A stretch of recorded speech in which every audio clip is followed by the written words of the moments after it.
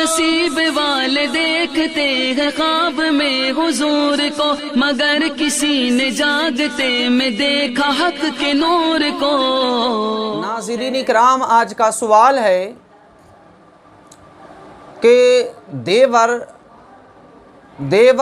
بھابھی کے ساتھ تنہائی میں رہ سکتا ہے یا نہیں؟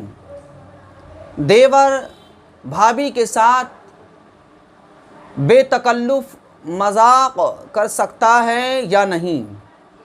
تو دیکھیے، جس طرح سے عورت کو غیر مرد سے اجتناب کرنا ضروری ہے، جس طرح عورت کو غیر مرد سے پردہ کرنا ضروری ہے، ویسے ہی عورت کو اپنے دیور سے بھی پردہ کرنا ضروری ہے۔ جو جوان دیور ہوتے ہیں، عورت کو ان جوان دیوروں سے پردہ کرنا ضروری ہے۔ اور رہا یہ مسئلہ کیا دیور بھابھی کے ساتھ تنہائی میں رہ سکتا ہے یا نہیں، تو یہ بالکل ناجائز ہے۔ کوئی بھی دیور اپنی بھابھی کے ساتھ تنہائی میں ہرگز نہیں رہ سکتا، ناجائز ہے۔ ہم احادیث مبارکہ بیان کر رہے ہیں جس سے آپ نتیجہ نکال سکتے ہیں۔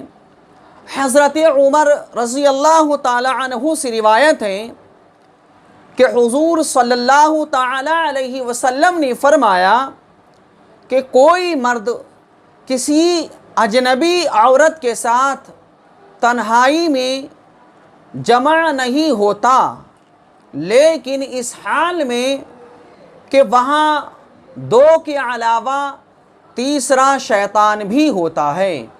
یعنی جب کوئی مرد کسی اجنبی عورت کے ساتھ تنہائی میں جمع ہوتا ہے تو یہ دو ہوتے ہیں۔ حضور صلی اللہ علیہ وسلم نے فرمایا یہ دو نہیں ہوتے بلکہ تیسرا وہاں شیطان بھی ہوتا ہے۔ حضرت عقبہ بن عامر رضی اللہ تعالی عنہ سے روایت ہے کہ حضور علیہ الصلاۃ والسلام نے ارشاد فرمایا کہ تم غیر عورتوں کے پاس جانے سے بچو۔ نبی کریم علیہ الصلاۃ والسلام نے ارشاد فرمایا کہ تم اجنبی عورتوں، غیر عورتوں کے پاس جانے سے بچو۔ ایک انصاری نے عرض کیا، یا رسول اللہ صلی اللہ تعالی علیہ وسلم، اگر وہ عورت کا دیور ہو تو؟ فرمایا دیور تو موت ہے، یعنی وہ اور بھی خطرناک ہے۔ یعنی دیور جو ہے وہ عورت کے لیے موت ہے، مطلب یہ ہے کہ دیور تو عورت کے لیے اور بھی زیادہ خطرناک ہے۔ لہذا حدیث پاک سے ثابت ہو گیا کہ نبی کریم علیہ الصلاۃ والسلام نے ارشاد فرمایا کہ جب ایک دیور کو اپنی بھابھی سے اجتناب کرنا ضروری ہے، ایک دیور کے بارے میں فرمایا گیا کہ دیور بھابھی کے لیے موت ہے، یعنی دیور تو اور بھی زیادہ خطرناک ہے۔ جب دیور کو اجازت نہیں ہے کہ وہ اپنی بھابھی کے ساتھ تنہائی میں رہ سکے، تو جائے کہ غیر مرد کو، جو اور دوسرے مرد ہیں جیسے شوہر کے دوست وغیرہ ہیں، وہ اس کی بیوی سے کیسے مذاق کر سکتے ہیں یا تنہائی میں اس کے ساتھ کیسے رہ سکتے ہیں۔ لہذا معلوم ہوا کہ دیور کو بھی بھابھی کے ساتھ بلا تکلف مذاق کرنا جائز نہیں ہے، اور دیور کو بھابھی کے ساتھ تنہائی میں بیٹھنا یا تنہائی میں وقت گزارنا، دیور کو بھابھی کے ساتھ تنہائی میں وقت گزارنا یہ بھی جائز نہیں ہے، کیونکہ یہ خطرے سے خالی نہیں ہے۔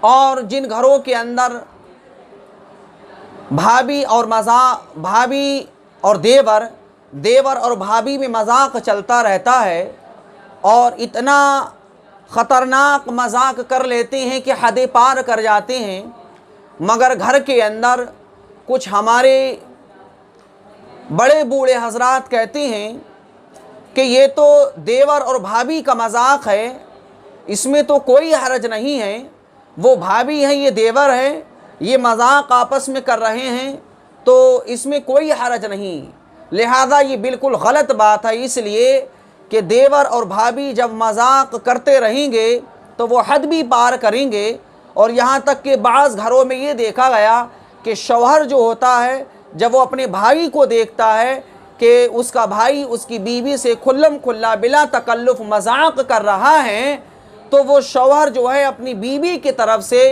شک و شبے میں اور ڈاؤٹ میں پڑ جاتا ہے۔ بعض گھروں میں یہ دیکھا گیا ہے کہ بات جو ہے وہ بگڑنے تک پہنچ جاتی ہے، شوہر اپنی بیوی سے اتنا خفا ہو جاتا ہے کہ وہ یہ نہیں دیکھتا کہ اس کے دیور نے بھابھی سے مذاق کی ہے اور دیور شوہر کا بھائی ہے۔ بات یہاں تک پہنچ جاتی ہے کہ لڑائی جھگڑے پر نوبت آتی ہے، یہاں تک کہ بات طلاق تک پہنچ جاتی ہے۔ یہ ایسا کیوں ہوا؟ یہ اس لیے ہوا کیونکہ ہم نے شریعت کی نہیں مانی۔ اگر ہم شریعت مطہرہ پر عمل کریں تو بالکل ہمارے گھروں میں یہ رزلٹ اور یہ نتیجہ نہیں نکل سکتا کہ شوہر اور بیوی کے اندر تکرار یا لڑائی اور جھگڑے پر نوبت آ جائے۔ لہذا اللہ سے ڈریے اور اپنے گھروں میں عورتوں کو بتائیں کہ جوان دیوروں سے بھی ویسے ہی پردہ کریں، ویسے ہی اجتناب کریں جیسے اور دوسرے مردوں سے عورتوں کو پردہ کرنا ضروری ہے۔